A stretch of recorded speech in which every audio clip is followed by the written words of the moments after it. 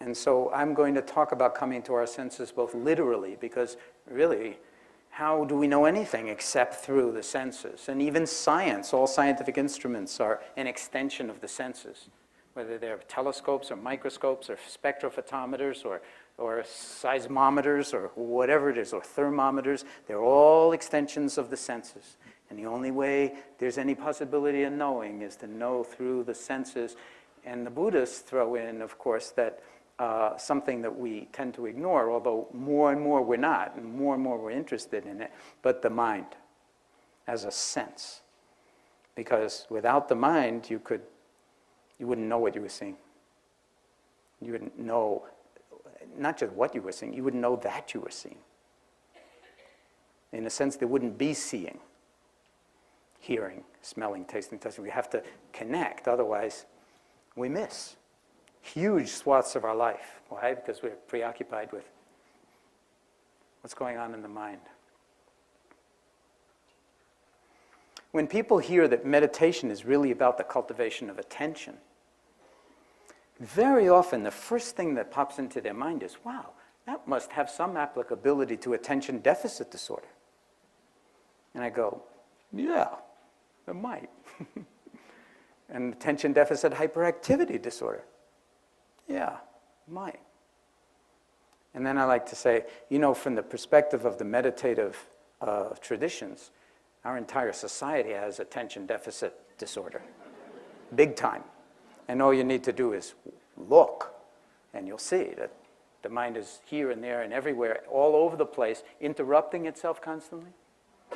And also always on the way someplace else. Have you noticed that?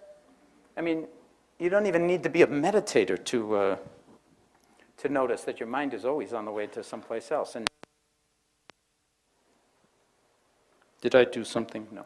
Most of the time, it loves to hang out in the future, trying to arrange things to be a certain way, or worrying about how they're going to not wind up that way. And so that's like driving your car with the brake on. A huge amount of burning goes on, worrying.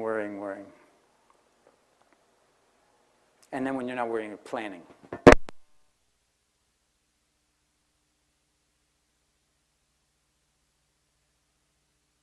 That offensive? Okay. I'll put it in my pocket. We'll see if it likes that better. Okay.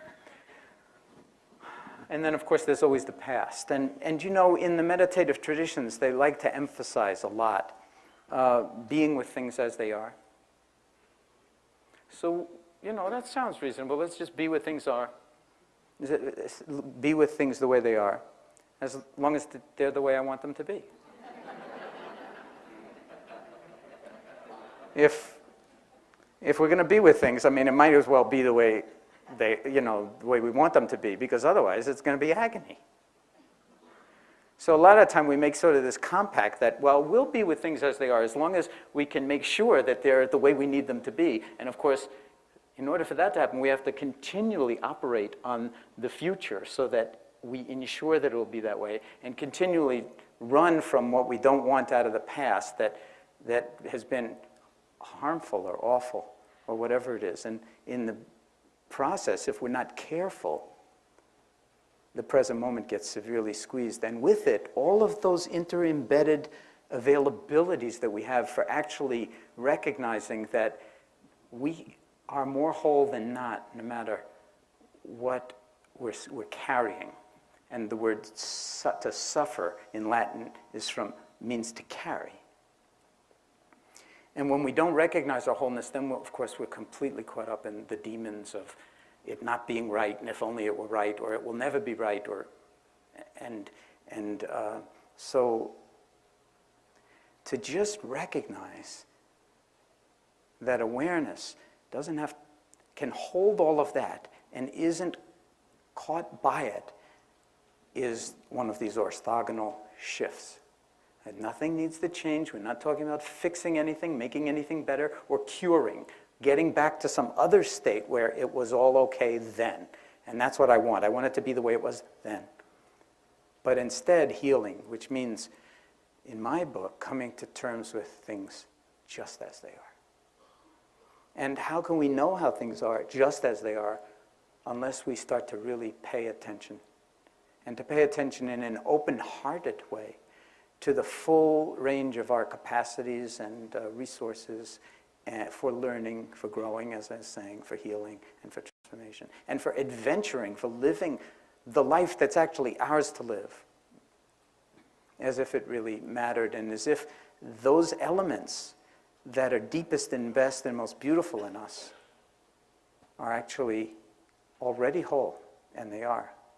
And those 16,000 people who've been through the stress reduction program discover that on their own. We don't give sermons about it or lectures about it. You find it out in your cells, in your bones, in your heart beating, in your discomfort in your body, during the body scan, or sitting meditation, or yoga, or whatever it is. So, in brief, you could say that meditation, and in particular mindfulness, is the cultivation of, is coming to our senses, literally, and seeing if we can sustain our awareness of one or another experience. Because you know full well, if you just take eating as an example, you can eat a whole meal. You remember we eat raisins, as like the first meditation in the stress reduction clinic is often eating a raisin, one. It takes quite a while. But you know that you can eat an entire meal without tasting anything. Because in a sense, we're eating our ideas, and we're caught up in habits and conditioning from the past that, has us eating with no awareness, talking with no awareness, hearing with no awareness. Just think, how many of you have ever had the experience of somebody who you love deeply and who lives with you say to you, "You never listened to me."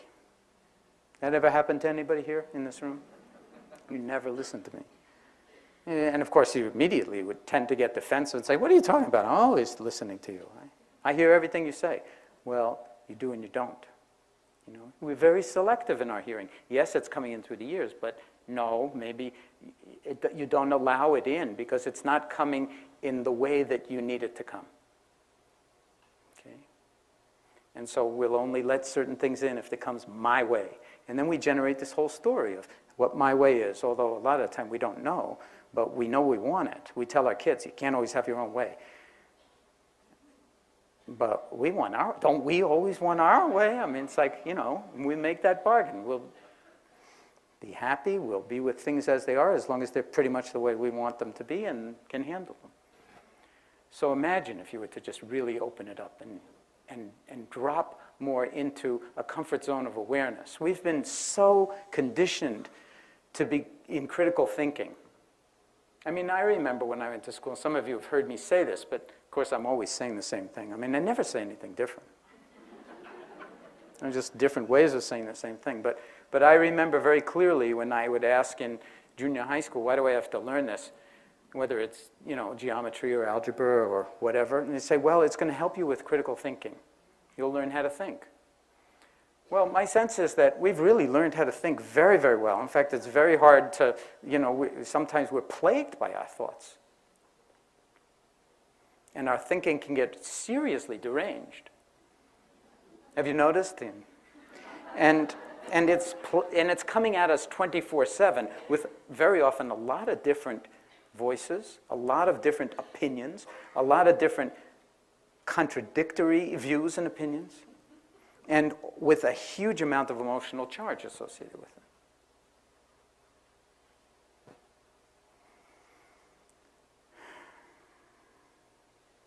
So just holding all of that in awareness immediately allows for a new way to navigate or be free.